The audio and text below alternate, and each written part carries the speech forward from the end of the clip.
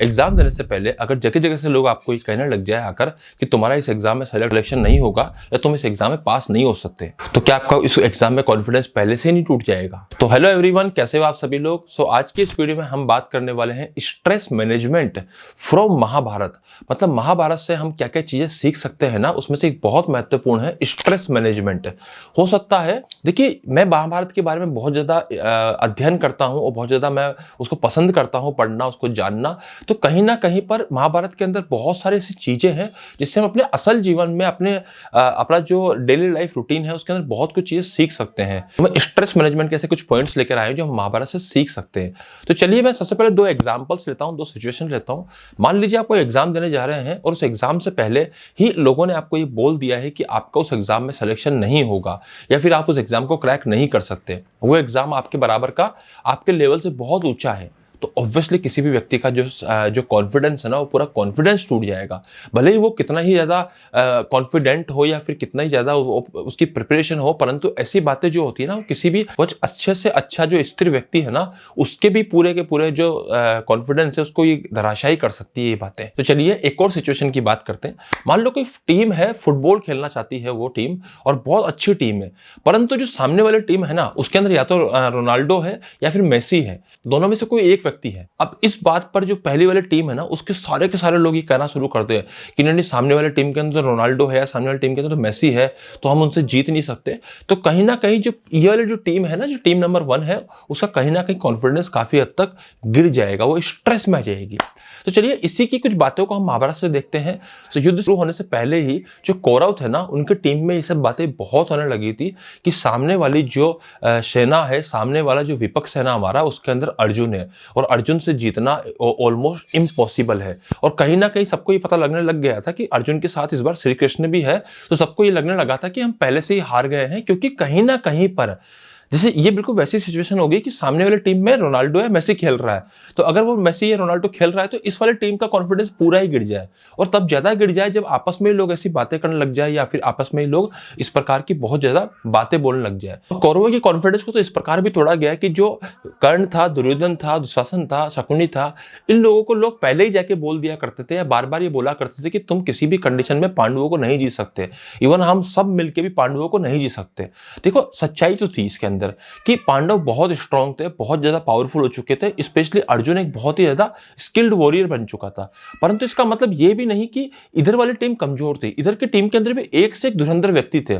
उनमें से जैसे भीष्म पितामह थे, या फिर हम बात करें कि आचार्य द्रोण थे, जिनका वध करना ऑलमोस्ट इम्पॉसिबल था। कर्ण थे, जिनका वध करना भी ऑलमोस्ट इम्पॉसिबल था, और बहुत ही ज्यादा पावरफुल, बहुत स्किल्ड योद्धा थे। इवन उसके बावजूद भी इस टीम में और भी बहुत लोग थे। भूरिश्रवा थे, दुर्योधन थे, दुशासन थे, अश्वत्थामा थे, ऐसे बहुत लोग थे, कृतवर्मा थे। तो इस टीम के अंदर है ना, और हाँ, एक और व्यक्ति का मैं नाम लेना भूल गया, कृपाचार्य। तो इस टीम में एक से एक धुरंधर लोग थे। उसके बावजूद भी इस टीम के जो लोग थे ना, कौरवों के जो लोग थे, वो आपस में ही ऐसी बातें बहुत ज्यादा करते थे कि हम पांडवों को डिफीट नहीं कर सकते और अर्जुन को तो हम किसी भी स्थिति में डिफीट नहीं कर पाएंगे। तो कॉन्फिडेंस तो ऑब्वियसली टीम का टूटेगा ही। महाभारत में एक व्यक्ति है जिनका कॉन्फिडेंस बहुत ज्यादा था, उनका नाम था कर्ण। कर्ण को बहुत कॉन्फिडेंट था कि वो आराम से अर्जुन को हरा देंगे, वो आराम से पांडवों को हरा देंगे। देखिए, इसमें कुछ हद तक सच्चाई भी थी कि कर्ण आराम से पांडवों को हरा सकते थे, परंतु पांडवों के अगर हम पांचों की बात करते हैं तो पहली बात तो पांचों को मिलकर कभी नहीं हरा सकते थे। परंतु जहां बात अर्जुन की आ जाती है ना, वहां पे कर्ण के लिए इतना आसान नहीं था अर्जुन को हरा देना, और वैसे पॉसिबल भी नहीं था अर्जुन को हरा पाना, क्योंकि अर्जुन भी एक्सट्रीम स्किल्ड योद्धा थे। परंतु कर्ण का युद्ध में उतरने से पहले ही कॉन्फिडेंस की पूरी धज्जियां उड़ गई। किस प्रकार से? क्योंकि जब भी वो अपने ओवर कॉन्फिडेंस को दिखाते लोगों के सामने कि मैं अर्जुन को आराम से हरा दूंगा, लोग उनको दो उल्टी खरी खोटी एक्स्ट्रा सुनाते और ये कहते कि तुमने आज तक कभी अर्जुन को हरा पाए कि तुम अब हरा दोगे। तो ऐसी बातें होती है ना, वो किसी भी व्यक्ति को, उसकी कॉन्फिडेंस को हमेशा के लिए तोड़ देती है। अब आप सोचिए कि यार, क्या ये सब दुश्मन थे कौरवों के ही आपस में कि उस तरह की बातें करते थे?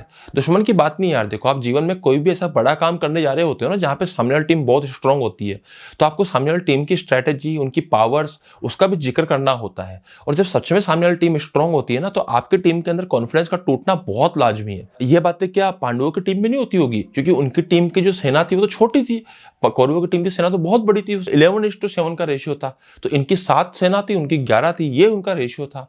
तो जहां पे 7 का ही रेशियो आएगा वहां की टीम तो कमजोर पड़ेगी ना, परंतु उस टीम में कॉन्फिडेंस नहीं टूटता था। उसका पता कारण सबसे बड़ा क्या था? उसका कारण था श्री कृष्ण का वहां पे होना।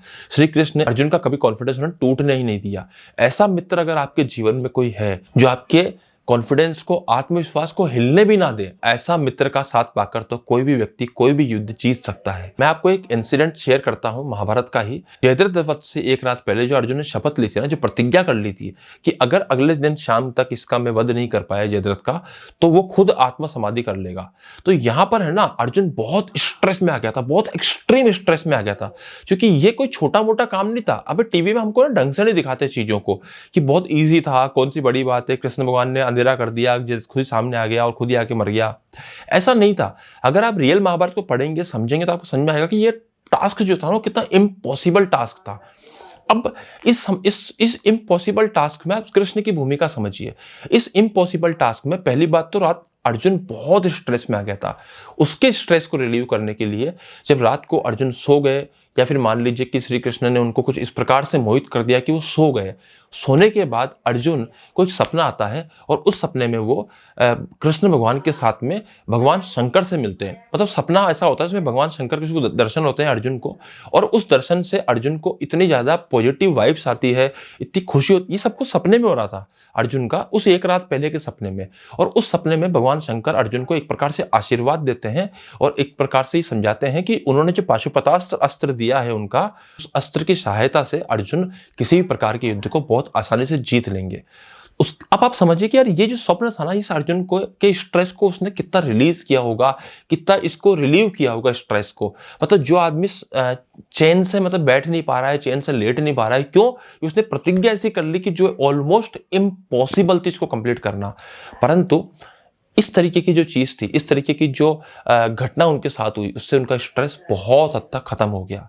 एक और चीज समझिए, सामने वाले टीम के कॉन्फिडेंस को तोड़ देना और अपनी वाली टीम के कॉन्फिडेंस को बढ़ा देना। किस प्रकार से? कृष्ण ने सबके सामने अनाउंसमेंट किया कि अगर अर्जुन को कल कुछ भी हो गया, समझिएगा बात ध्यान से, अगर अर्जुन को कल कुछ भी हो गया तो मैं युद्ध में शस्त्र उठा लूंगा और मैं एक ही दिन में युद्ध समाप्त कर दूंगा।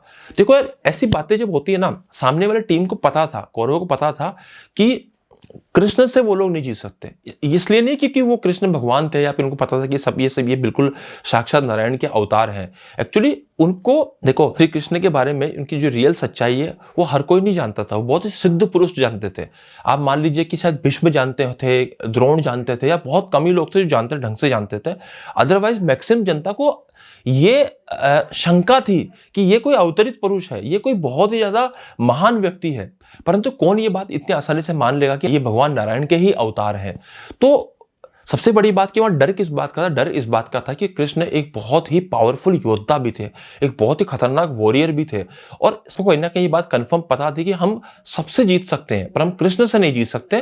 कृष्ण से हम में से कोई भी नहीं जीत सकता। जब कृष्ण ने अनाउंसमेंट किया कि अर्जुन को कुछ हो गया तो युद्ध मैं करूंगा, तो ऐसे में सोचो सामने वाले का कॉन्फिडेंस कितनी आसानी से, कितने खतरनाक तरीके से टूट जाएगा। क्योंकि सामने वाला व्यक्ति अब कैसे किम कर्तव्य विमूढ़ में फंस गया है।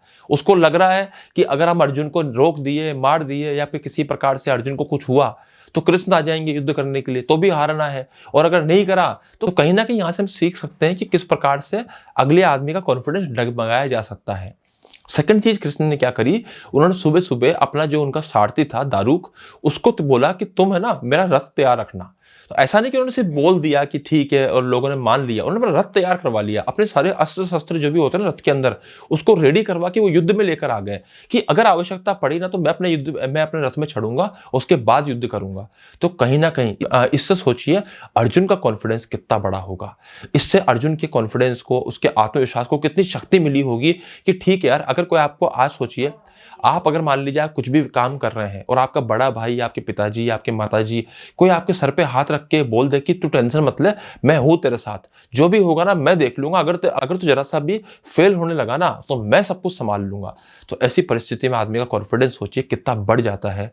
ऐसा मित्र हमारे जीवन में अगर कोई हो तो हम कौन सी परिस्थितियों में हारेंगे, आप खुद सोचिए। हार ही नहीं सकता कोई व्यक्ति। इस वीडियो में हम एक लास्ट बात करते हैं। इस पूरे युद्ध में हमने एक चीज समझी कि एक व्यक्ति थे जिनका कॉन्फिडेंस है ना बहुत ही दृढ़ था, और उनका कॉन्फिडेंस कौरवों की टीम में होने के बावजूद भी कभी हिलता भी नहीं था। और वो कौन थे? भीष्म पितामह। सोचिए, भीष्म पितामह ने अकेले महाभारत को 10 दिन चला दिया, और बाकी सारे कौरव योद्धा, उसमें कर्ण, दुर्योधन, शल्य, इवन द्रोणाचार्य, सब मिलकर भी 8 दिन चला पाए। तो भीष्म पितामह कहीं ना कहीं अपने धर्म में बहुत दृढ़ थे। और उनका कॉन्फिडेंस क्यों नहीं हिलता था ना? क्योंकि उनको क्लैरिटी बहुत ज्यादा थी। वो सामने से तो बिल्कुल क्लियर थे कि भैया मुझे दुर्योधन की तरफ से लड़ना है, मुझे इसी कौरव टीम की तरफ से लड़ना है, और बहुत अच्छे से लड़ना है। और अंदर से उनको एकदम क्लियर था इस बात को लेकर कि मैं लड़ इनकी तरफ से रहा हूं, पर मैं चाहता ही हूं कि वो जीते। उनको इस बात का ऐसा नहीं था कि वो कहीं से धोखा कर रहे थे, धोखा नहीं कर रहे थे, वो बस वो मन से चाहते थे कि वो जीते पांडव, परंतु वो अपनी तरफ से पूरी ताकत लगा के दुर्योधन की टीम से ही लड़ेंगे। और इस कारण से इतनी इमेंस क्लैरिटी होने की वजह से ना, वो पूरे युद्ध में कभी भी 1% भी डगमगाए नहीं।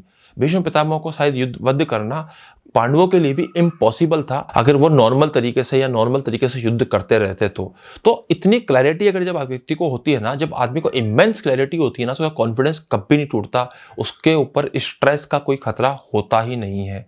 तो इन सब बातों से आप बहुत कुछ सीख सकते हैं। और अगर आपको वीडियो अच्छा लगा हो तो प्लीज लोगों तक शेयर कीजिए, वीडियो में कमेंट कीजिए, कमेंट करके बताइए कि आप इस टाइप के और कौन से वीडियो देखना चाहते हैं।